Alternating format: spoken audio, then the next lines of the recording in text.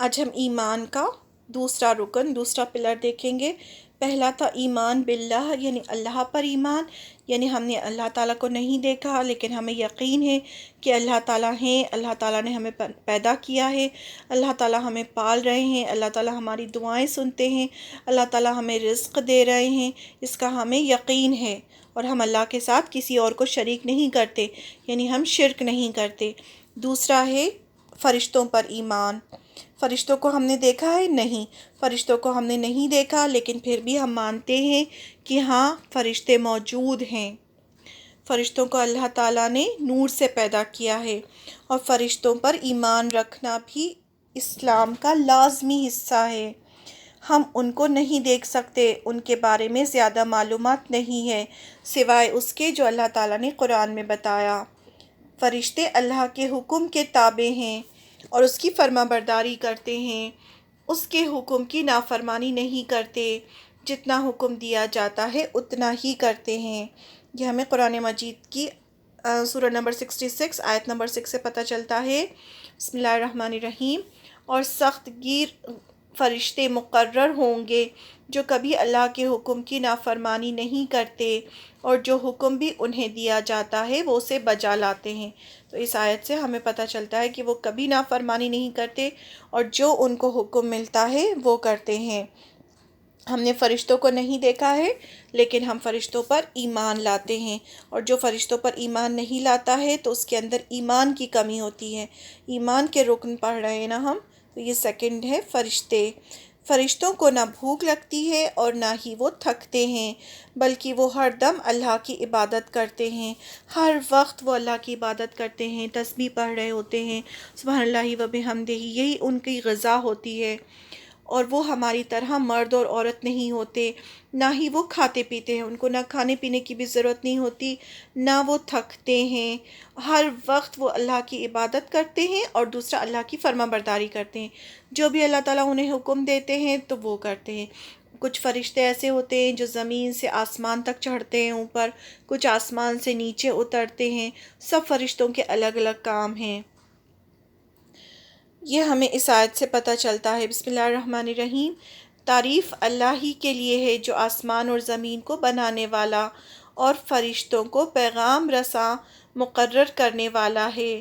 ایسے فرشتے جن کے دو دو اور تین تین اور چار چار بازو ہیں، یعنی یہاں سے ہمیں پتہ چلتا ہے کہ فرشتوں کے دو دو، تین تین اور چار چار پر بھی ہیں اور اس سے زیادہ بھی ہیں، اور وہ کیا کرتے ہیں؟ پیغام رسی کرتے ہیں، ان پیغام رسی کرنے کے لیے مقرر ہیں، یعنی اللہ کا پیغام وہ پہنچاتے ہیں، اللہ کا حکم پورا کرتے ہیں۔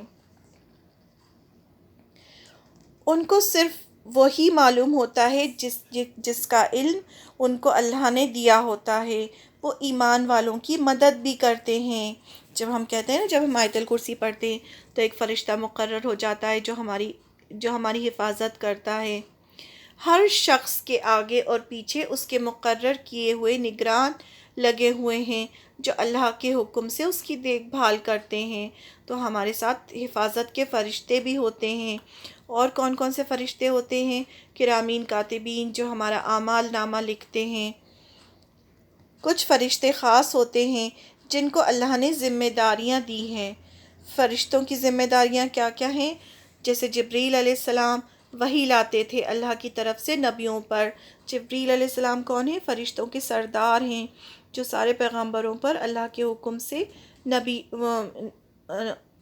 وحی لے کر آتے تھے۔ پھر میکائیل علیہ السلام ہیں جو پہاڑوں پر مامور ہیں، جس سے بارش ہوتی ہے، بارش کا انتظام کون دیکھتے ہیں؟ میکائیل علیہ السلام۔ پھر ملک الموت ہیں، ملک الموت کیا کرتے ہیں؟ روح قبض کرتے ہیں۔ پھر اسرافیل علیہ السلام، اسرافیل علیہ السلام سور پھونکیں گے تو قیامت آئے گی، وہ اللہ کے حکم کا انتظار کر رہے ہیں، جیسے ہی اللہ تعالیٰ حکم دیں گے وہ سور پھونکیں گے اور قیامت آئے گی۔ پھر رقیب اور عتید یعنی کرامین کاتبین کون ہیں؟ نگران اور گواہ ہیں، اور وہ انسان کا ہر عمل لکھنے والے ہیں۔